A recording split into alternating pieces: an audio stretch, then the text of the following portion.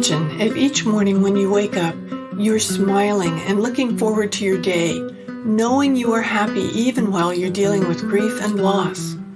The Grief and Happiness podcast inspires, comforts, and supports you with each new episode.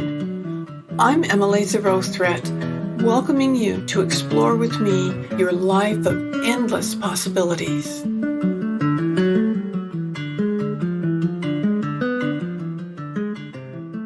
Aloha! I'm so happy you're all here with us today. We have a really interesting guest today that I think you're really going to enjoy our conversation.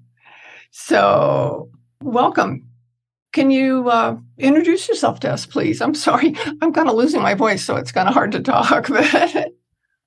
Joel Harris. I live in Providence, Rhode Island. Finally able to publish my first hardcover book or soft cover or ebook, whatever they want to do with it. It took 25 years in the doing, and it's about my son, who unfortunately suffered a tragic demise when he was 31 years old in 1999. So I have had lots of time to understand what's been going on, and I put as much as I could into the book. This is my first introduction to a conversation. It's the first effort really to relate in a formal way what the book is about. So I hope I can answer the questions in a logical way. Oh, I'm sure you'll be just fine. I'm just fascinated by the way you wrote your book. I am a huge advocate of writing to deal with grief. And there's lots of different ways that you can do it. And you combine several different ways in your book of different ways to do it. Can you tell us a little bit about your process? Did you have in mind to start off with that you were going to use all these different sources, or what were you thinking? Well, I love that question because that's probably what I know best about the book. Oh, good. Having lived with my son, absolutely adoring way, I think it was mutual. We were very lucky. He was an adopted child when he was 6 days old in a marriage that unfortunately had its own built-in self-destructive aspect to it. So his adoptive mother and I got divorced when he was 8 years old.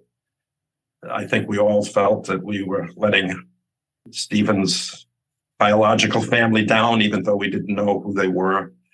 But we kept up a close communication. And when I got remarried again, which was about 8 years after that, he really had two adoring mothers and two nurturing mothers. He was very lucky in that regard. He had a sister whom he loved dearly and who loved him, who was 8 years older and a very, very smart lady.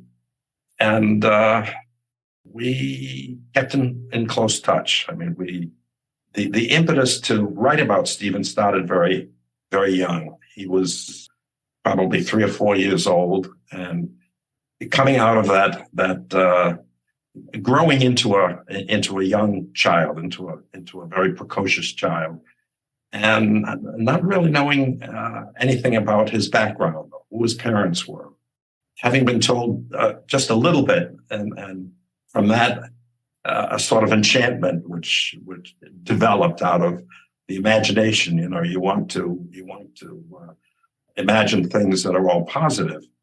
And so I wrote a story about him that was, let me backtrack a little bit. I believe firmly with how you feel about writing, because it's the best way to provide self-therapy. And if you have that urge to put words to paper, it's a lot cheaper than a psychiatrist.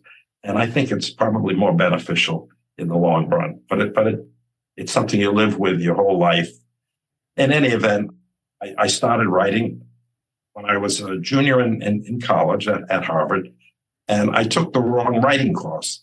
I had decided to take a course in writing so that I could pursue an honors degree in economics. And I wound up taking a creative writing course, which was totally the wrong thing. It didn't teach me how to write file cards or what have you. And the arguments that I wanted to make, which I must say, while I made honors, it was by the skin of my teeth. I threw my thesis away probably 15 years later. But nevertheless, I published a story out of that class, a story I only got a B- on, which was my grade for the course. But a national magazine, Escapade magazine, that back in the 50s, middle 50s, began publishing in the same venue that Playboy. They competed with one another, and they both had the centerfold and an excuse to publish some serious writing.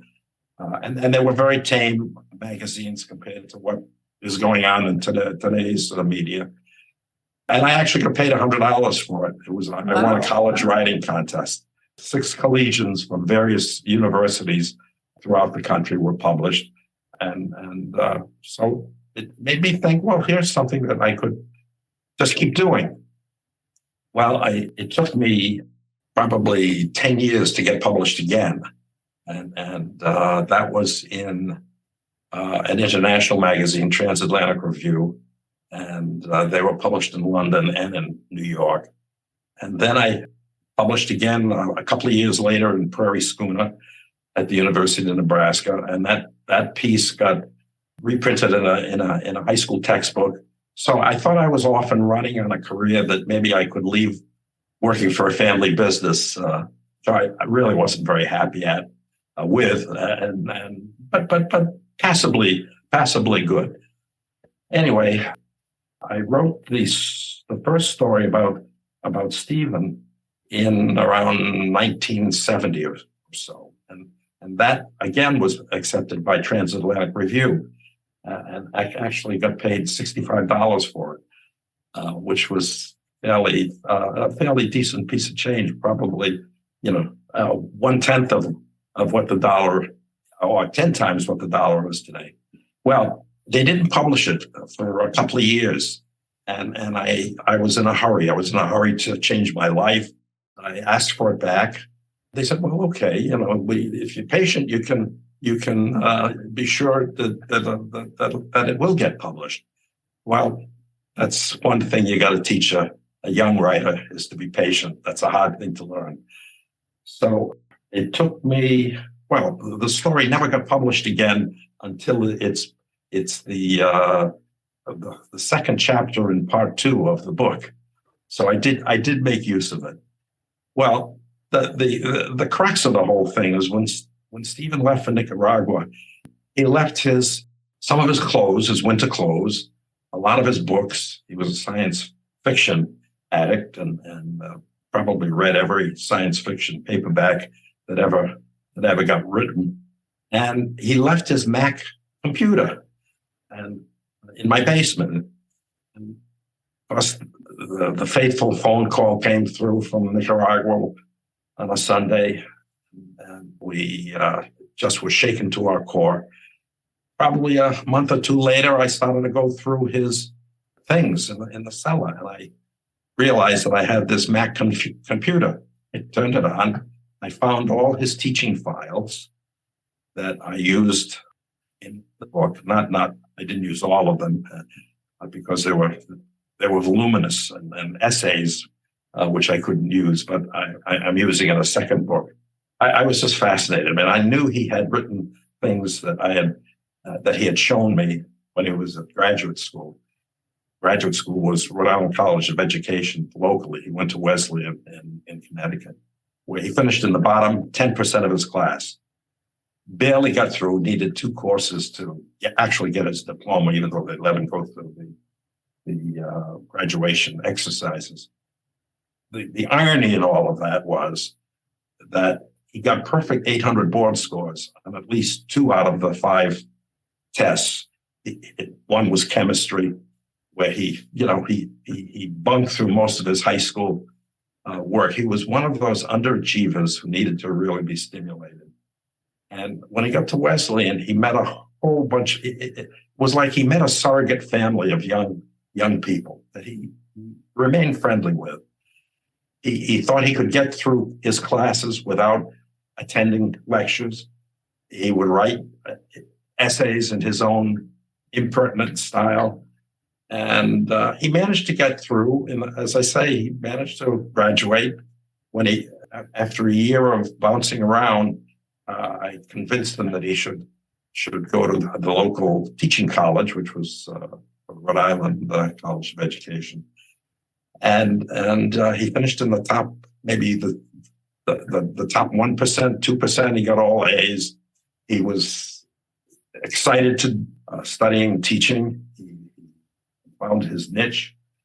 And so that was what he pursued through the bumpy courses of the book, because he had a lot of challenges, as you might remember. He wound up in Nicaragua, and in Managua, he taught for a year and a quarter. He just found his soul. He found his place in the world. He loved teaching the kids that were there. They loved him, and he just had a soft spot in his heart for dogs. And while his own dog was with him that he had from college, he had gone to the coast, the Pacific coast, to go on a fall cruise during a break period with some of his friends in Nicaragua. And it was a post-hurricane. A friend's dog, they went out to the Pacific coast. Their cruise was canceled. It was one of the sailing boats that they would take a crew with them and just go sailing in the Pacific for a couple of days, a long weekend. And anyway, while they were staying out on the coast, the dog that belonged to the one of the friends slipped off the rocks. It was very rough, and he didn't think twice. He should have.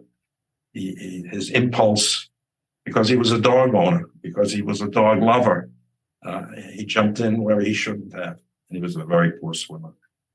So all of these events just sort of stimulated stories for me to write about it, because I had his essays, and I wanted to integrate. I wanted to give him a voice, and a sympathetic voice, and share his story with readers. I mean, I don't need to sell books to earn a living or to make money.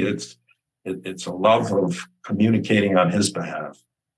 So there are layers there, as you refer to. I mean, one of the layers is a story about a young woman that I met after I graduated college, and I was just sort of traveling around Europe by myself. First time going overseas. It's like this is my first experience with a Zoom. Not my first, but maybe my third or fourth experience with a Zoom.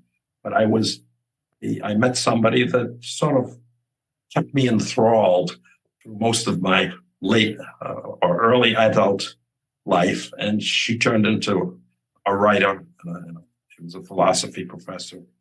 And she, in a way, influenced Stephen, because Stephen knew about her. And he wanted to meet her. We went to Paris once with my wife.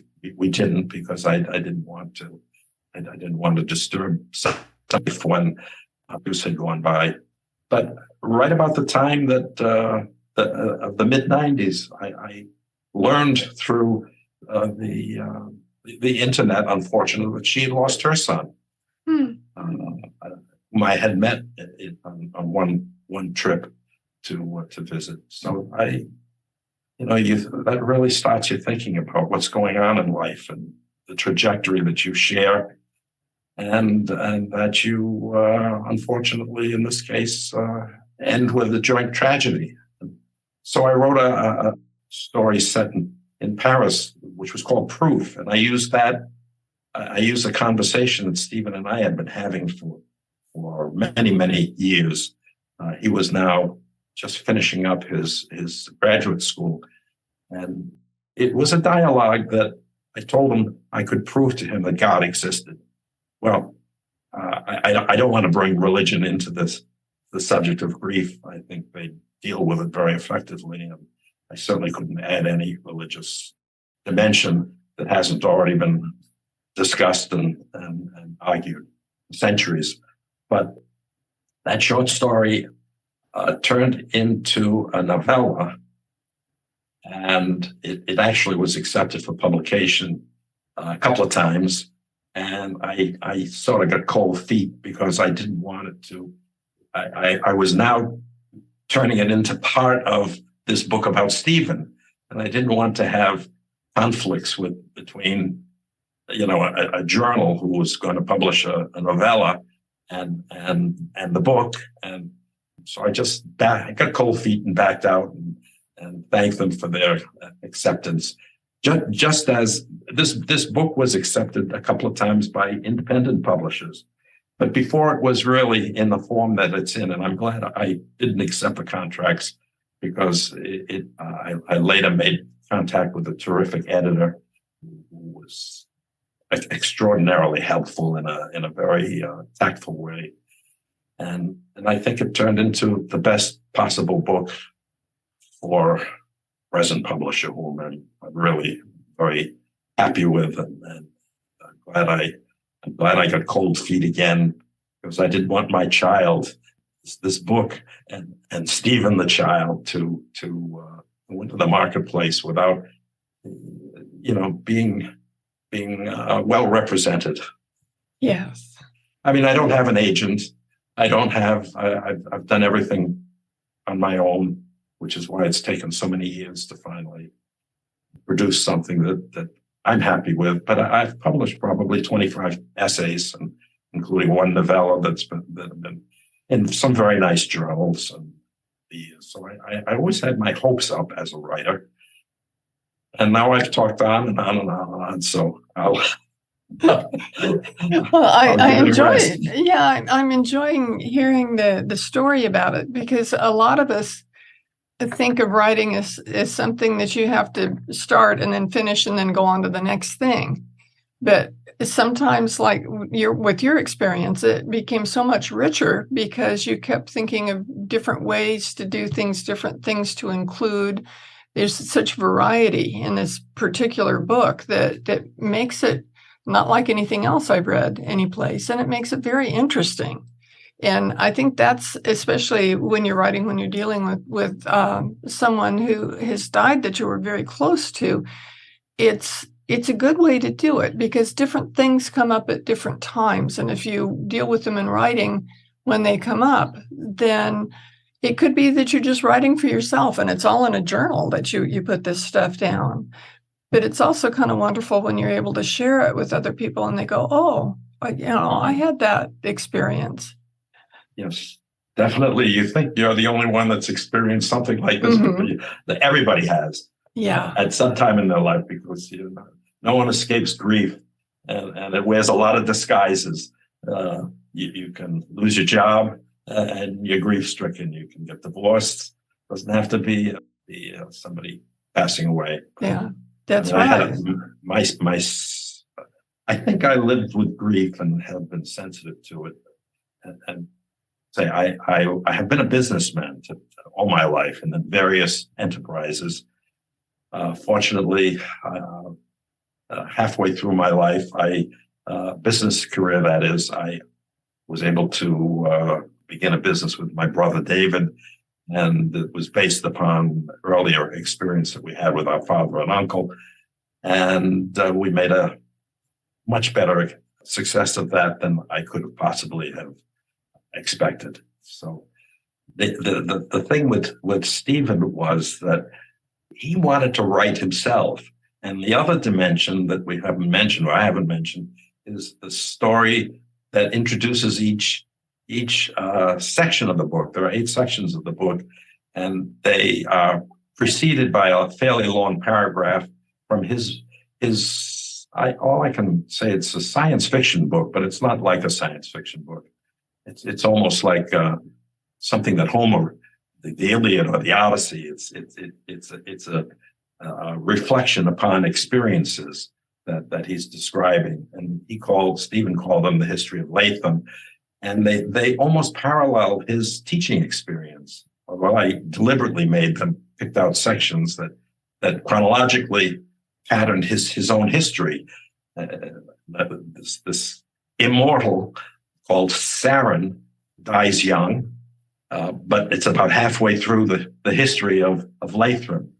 And of course, Stephen experiences many of the same frustrations with students that don't want to learn, and yet he's able to produce some kind of rapport and create a learning pattern, whether it's just teaching them how to write so that they can write their best jokes and keep their jokes recorded.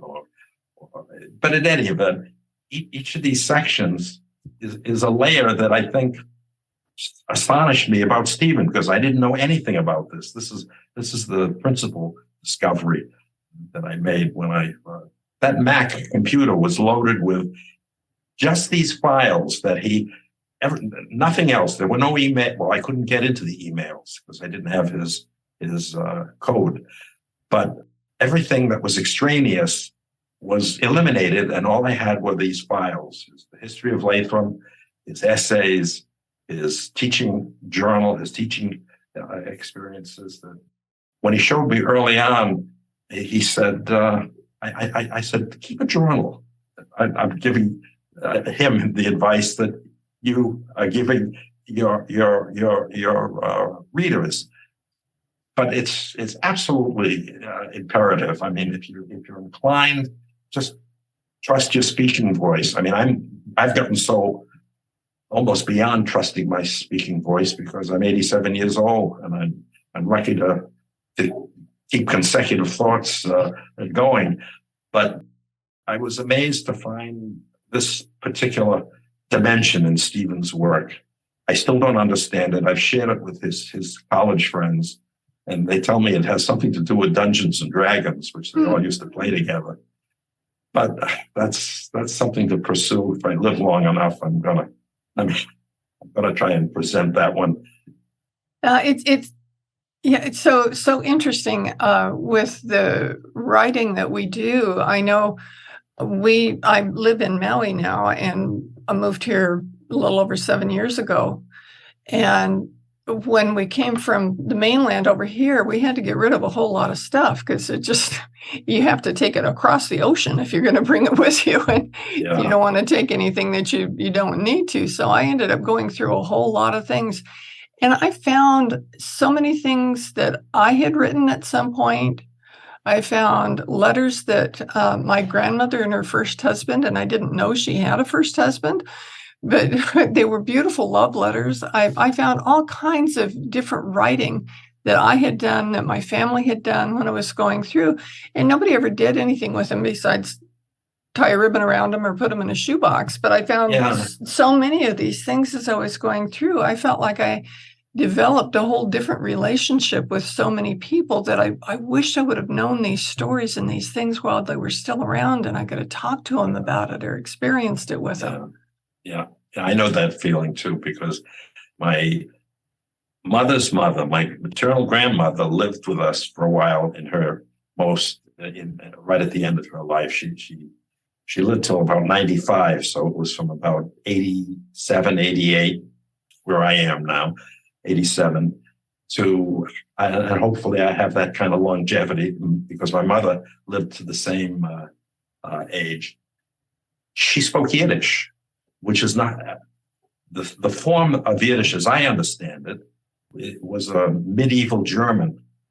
That was the most equivalent language, and so I missed out on not appreciating that aspect. And she was from the Ukraine, so now I have double grief. She was from Odessa. My grandfather and she came over probably in 1885. But she was a tough Ukraine. I mean, that we considered, we didn't know the history of Russia and Ukraine, but she was, I mean, the grief that's happening in the rest of the world was just too profound to even talk about it. Yeah. I don't mean to change the subject. No, I should have stayed very much on No, that's okay, because it all has to do with writing and remembering and grief and that sort of thing. And in those letters that I was telling you about that I found letters that my great uncle had written when he was teaching in Oahu, not too far from Pearl Harbor, and was there when the Pearl Harbor attack happened. And so I saw his letters, and the perspective, with as much as I could read from them, because they were all censored with a razor blade. They actually cut out words that they didn't want to have mailed. But I would read through those and try and figure out exactly what he was trying to tell us and what he was experiencing. And that made the whole Pearl Harbor situation so much different for me, with the personal connection to things. And so I think the writing that we find and we discover that we leave behind it's really important for a kind of our place in the universe and our place with our families and our loved ones. Well, if you are sensitive enough, I think the universe tells you something. I remember my most recent editor said, I don't like reading work that has a lot of dreams. You've got an awful lot of dreams in this book. I think that's the only area where I've been creative is in imagining at night and creating a dream. The mind creates it for you. Otherwise, even what I call fiction is nothing but a story that gets processed through somebody's point of view, and it's dishonest to call it a nonfiction, because anybody else that shared that perspective would say, no, that's not how it happened. It was different.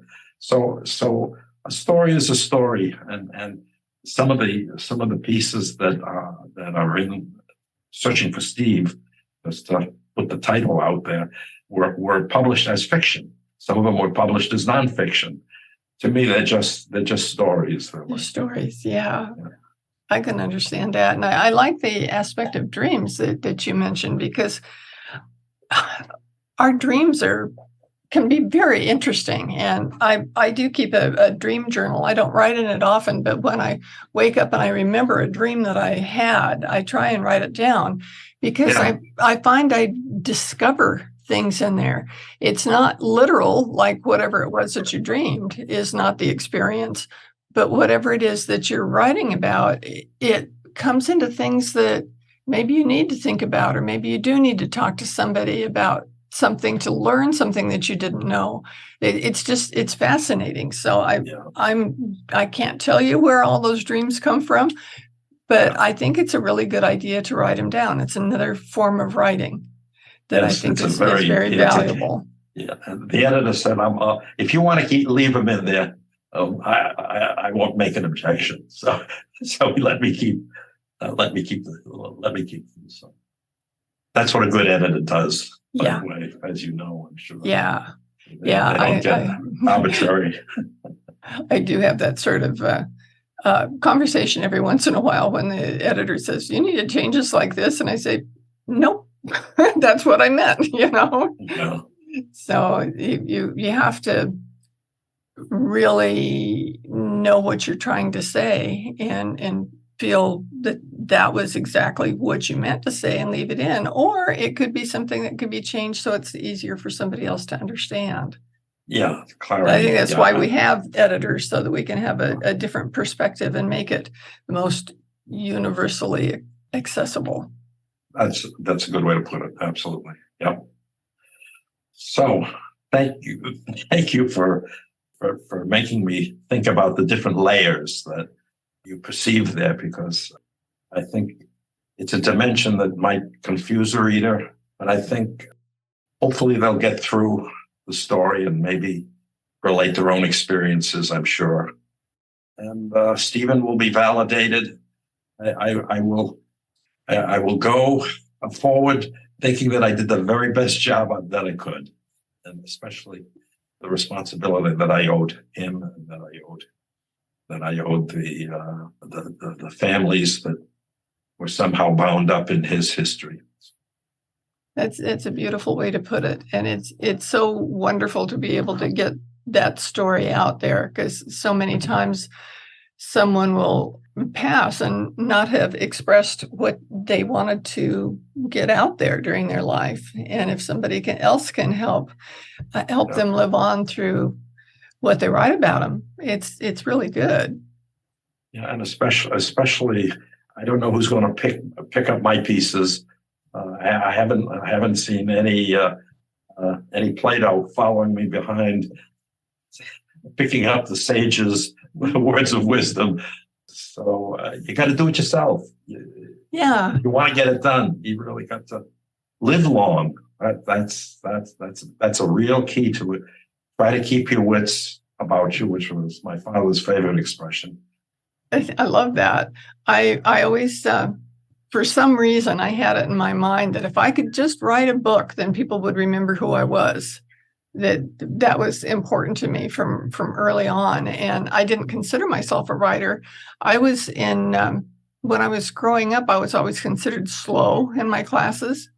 And then we discovered when I was in about fifth grade that I couldn't see very well at all. I couldn't see to read. I couldn't see to write. That's why my handwriting was terrible. I couldn't read what they were trying to teach us how to read, and I couldn't see it. And once I got a pair of glasses, I thought, that's what the world was supposed to look like. But it put me way behind in my education, because I hadn't been able to be doing things at the same speed that the other students were.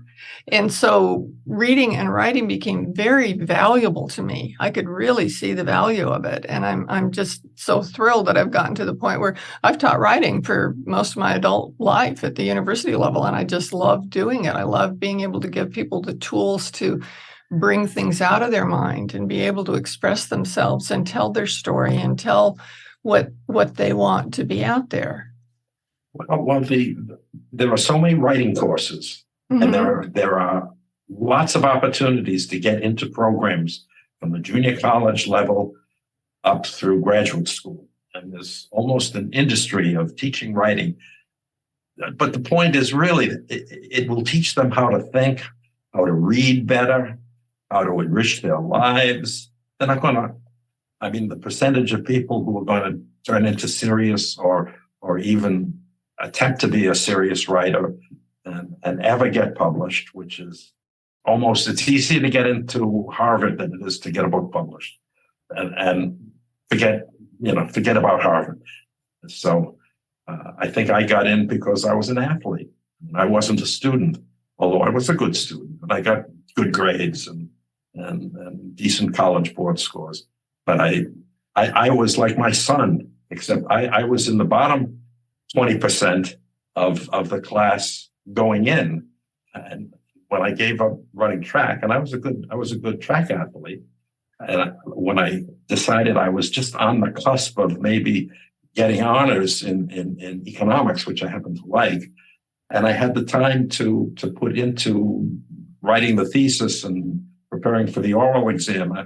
This is like my second oral exam in a sense. 60 years later, I had to think about this. What is an interview going to be like? I had damn few cues and a lot of trepidation. I had a lot of dialogues with myself, especially at 3 a.m. in the morning. I'd wake up talking to myself, only talking to you.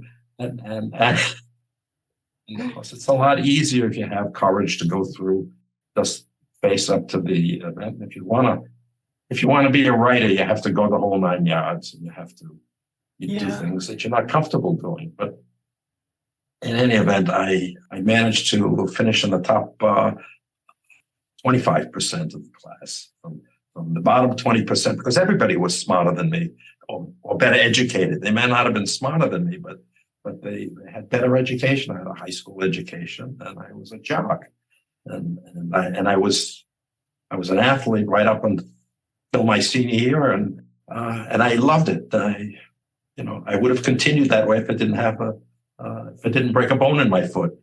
So the things that happen to you in life can have a better ending if you figure it out, if you somehow are open to listening to yourself and the things that you should be doing, and Yeah, not giving up easily.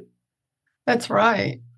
And I firmly believe a lot of it has to do with thinking, because kids in school aren't really taught to think. And I run into them all the time at the university when they're taking a class, and I think, how can you not know how to think?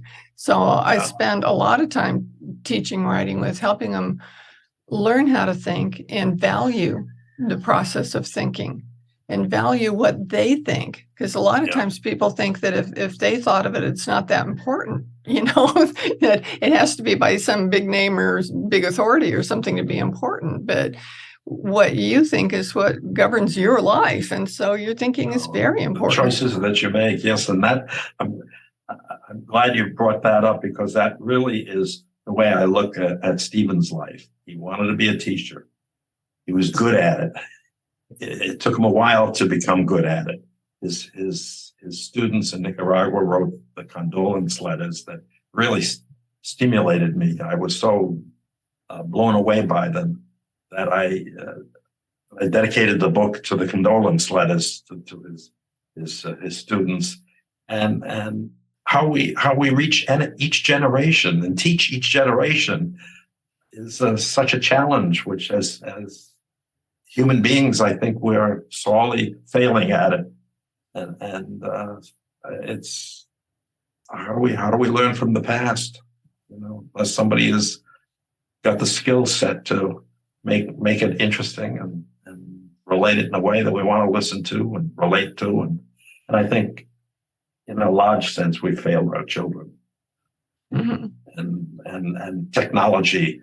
I mean, I think the people who are smart are getting far ahead of everybody else. But if your time is not used wisely and you're not taught wisely, you're going to fall farther and farther behind.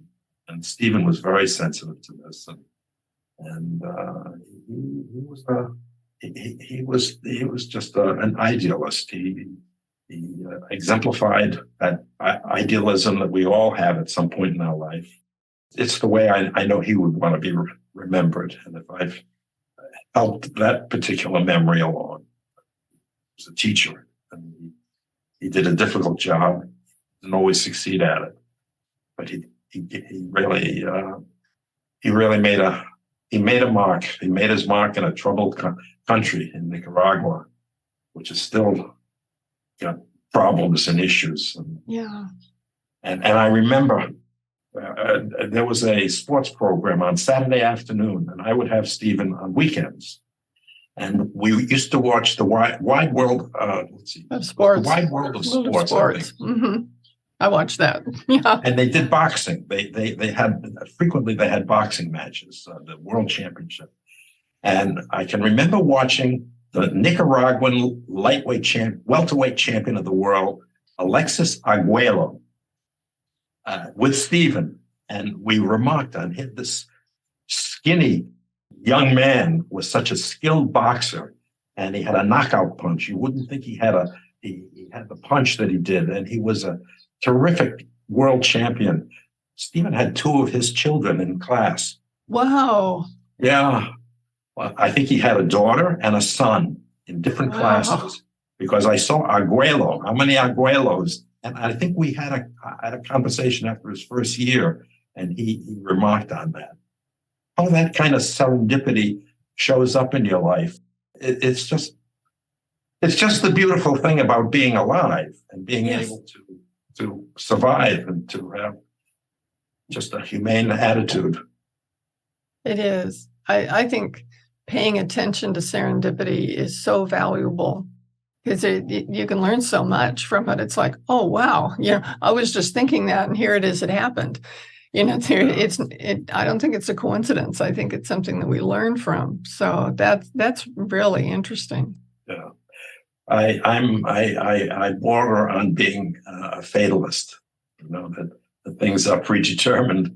I don't really think they are. It's such a seductive concept, because all of the beneficial and the good things, and what I've tried to do, of course, with Stephen's life, But all of the good things that happened to me were all serendipitous. They were not because I went out there and I thought in advance and planned. Sometimes that happens. But most of the good things you'd either have to call serendipity or just luck or bon chance or something that you were maybe fated to have happen. And you knew when luck was knocking on the door. My brother used to say that same thing. My brother, who was 3.5 years younger than me and was my partner in business, we ran a commercial shipyard. And we filled a niche in the marketplace. It was really kind of a world marketplace. But we were very lucky to have accomplished that. And he used to say, it's one thing to be lucky, but you got to be smart enough to realize that luck is knocking on the door and That's know how right. to take advantage of it. Yeah, you don't open the door and nothing's going to happen. Yeah. So. Well, this has been a wonderful conversation. I really appreciate you coming on the show today, and I would encourage people to read your book because it's really kind of fascinating. It's different than other things that you've read, and I think you can really get a lot out of it. So we'll have all the information in the show notes with the title of the book and everything so that you can get your hands on it and have an opportunity to read this. Thank you very much. I appreciate your offering the opportunity and inviting me to participate. I appreciate your your warmth and thank you. Rapport. Thank you very much. Thank you too. Well, we will be back next week with a new episode of the podcast, and we're always here for you with lots of things to think about and to help support you and guide you while you're grieving. So thank you for listening. Do you want more comfort, support, and happiness? Join the Grief and Happiness Alliance.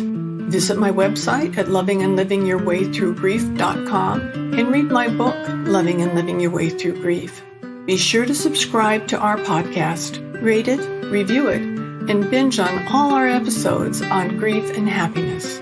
I can't wait to welcome you back to another episode